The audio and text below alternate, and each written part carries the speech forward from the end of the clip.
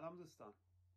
شعر حکایتی که امروز میخوام براتون بخونم یک حکایتی از کشور هندوستان هست که اینو در یک کتابی پیدا کردم و ترجمه کردم و به شعر در آوردم. فکر کردم نکته جالبی داره که ممکنه به دردمون بخوره. قضیه یک مرشدی هست که در هند از روستایی به روستای دیگه حرکت میکرده و با پیروان خودش و شاگردای خودش میرفته. البته این فرهنگ توی ایران قدیم هم بوده که ما بهشون مرشد میگفتیم و با بچه مرشداشون در واقع پیروانشون و حواریونشون میرفتن و مردم رو دعوت میکردن به مثلا فرقه دینی، نمیدونم، یا مثلا عقیده‌ای. در هندوستان به اینها گرو میگفتن. گرو همون مرشد یا مثلا معلمین مذهبی هستن.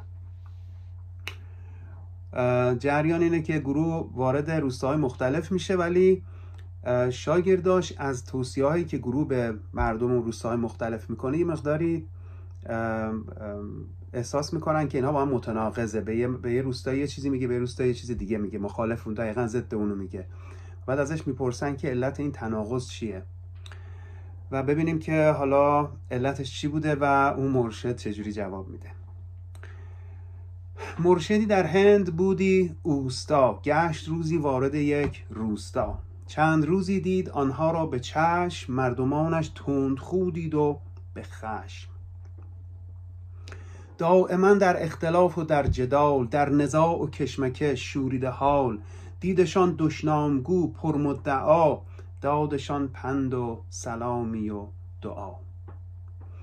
پس سفارش کرد آن صاحب نظر، تا ابد مانند نزد یکدیگر.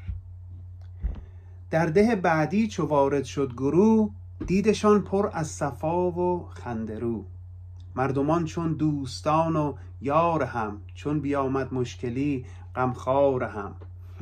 دیدشان گشاده رو بی مدعا، دادشان پند و سلامی و دعا. پس سفارش کرد آن صاحب نظر، که پراکنده شوند از یکدیگر. دادشان اندرز ترک زادگاه، تا رود هر یک به جایی دل بخواه. یاور مرشد شد از اندرز مات، متناقض توصیه بر دو دهات. کرد علت را از آن مرشد سؤال، چیست راز اتصال و انفصال؟